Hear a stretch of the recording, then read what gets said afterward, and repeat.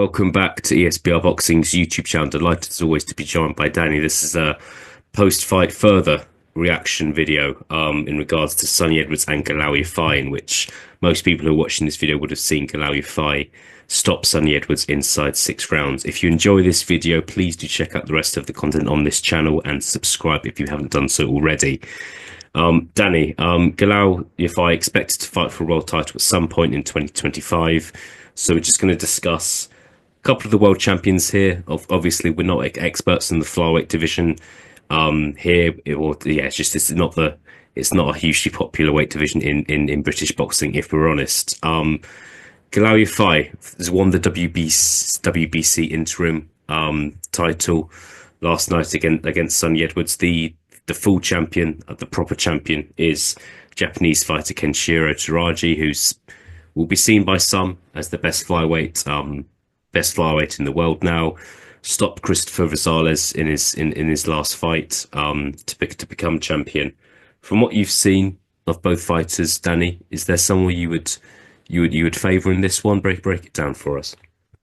Yeah, I was just thinking about it because obviously we done the immediate reaction to the Yafai Edwards fight, and I was talking about how big an ask it would be against Taraji. And don't get me wrong, I still think it would be. Taraji's a pound for pound level fighter. He is his only loss. He's avenged. He beat Kayaguchi. I don't know his first name at light flyweight, but he's only just moved up to flyweight. And you touched on the Rosales win.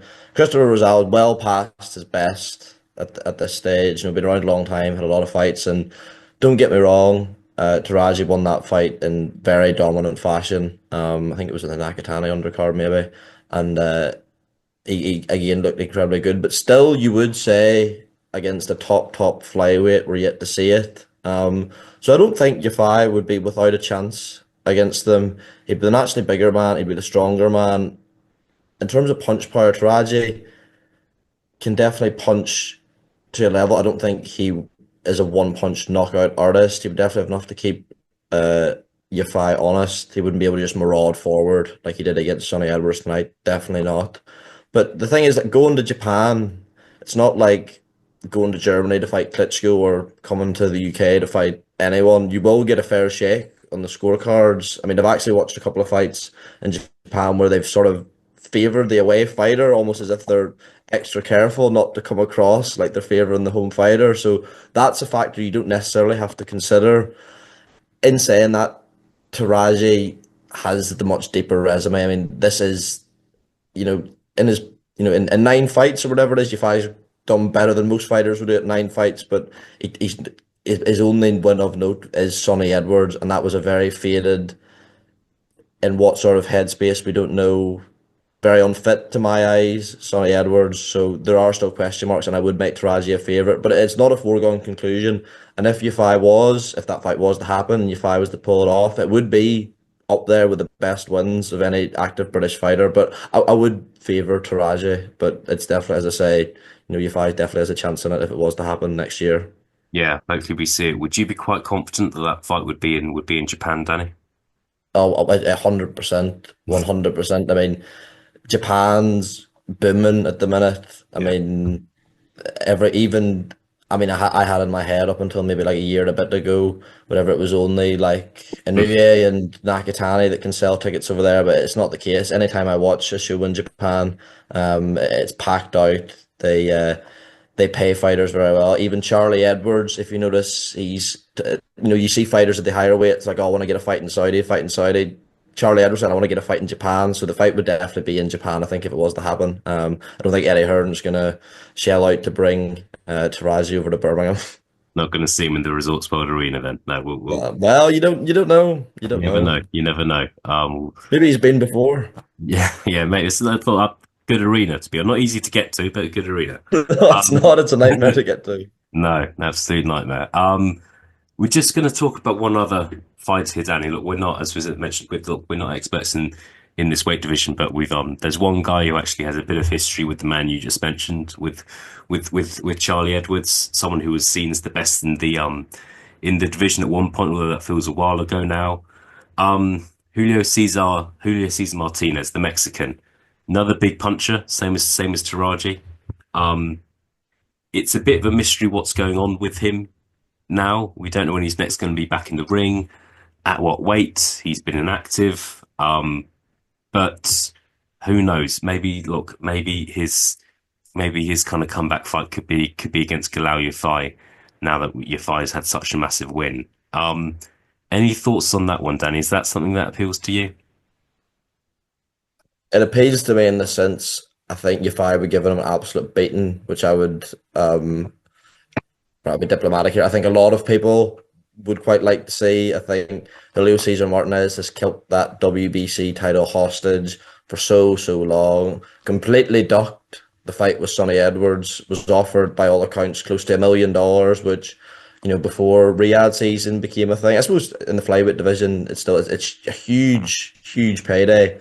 What had nothing to do with has showed no desire in unifying. Has had, I mean, that mandatory situation with Williams Arroyo, that fight falling through 4 or 5 times, missing weight. I've just saw his most recent fight earlier this year was changed to a no contest. I'm not sure if that's due to PEDs. That would not surprise me in the slightest. Which is a real shame because that fight against Charlie Edwards, which you're right, feels like an eternity ago. He felt like there was this new, exciting Mexican big punching fighter in the scene. I was a massive fan of him for there. Really looked forward to the next couple of his fights. I think Jay Harris was one of those. But it just career gone completely down the pan. I don't think the fight will happen. I mean, I don't know what Yafai's standing in WBC is, but unless he's forced to fight him, like there's no way Martinez will do it. It'll be some, random Honduran again or whatever that fellow was he fought last year. But it would be good in the sense that it would give the title, in my opinion. I think Yafai would beat him to someone who I think Yal Yafai or Galal Yafai, or times lucky, would be willing to go into the big fights, go into the unifications. Time's not on his side. He's clearly got the grip between his teeth at the minute, but I don't think there's any chance that'll happen next, unfortunately. Yeah, yeah. We'll see. Look, with Yafai, I think it's going to be very interesting. I think now he's a bigger name in British boxing, so it'll be interesting to see what he does next, and if he fights in the UK, kind of how big that event is. Um, final one from me, Danny. I think we mentioned there's just now that he's beaten Sonny Edwards, there's a lack of big potential domestic rivalries currently for Galal Yafai, which is a real shame. But can you see him? Can you see him moving up in weight at all in his career? He's about to turn 32. Just the 9 fights he's had as a pro. I don't know about you. It looked to me like he was able to make the flyweight limit without too many problems at the weigh-in on Friday. But your thoughts on his future at flyweight? Can you see him competing at super flyweight in the future? Yeah, I think that's where the bigger fights are. He looked a lot bigger than Sonny Edwards, who, granted, not the biggest flyweight in the world, but I know when you go to the lower weights, a few pounds is more than, say, a super middleweight or whatever, but it is still only £3. I wouldn't be surprised if he was to pick up a world title, or maybe if he's not, if he finds it hard to get the bigger fights at this weight, that he would move up because, yeah, there's a host of big names still floating around at Superfly. Absolutely. Great, fantastic. Well, see what happens. Look, I hope to see. I think hope to see Glowy fight back in the ring again soon after kind of a fight that maybe wasn't as tough as it was expected to be against Sonny Edwards.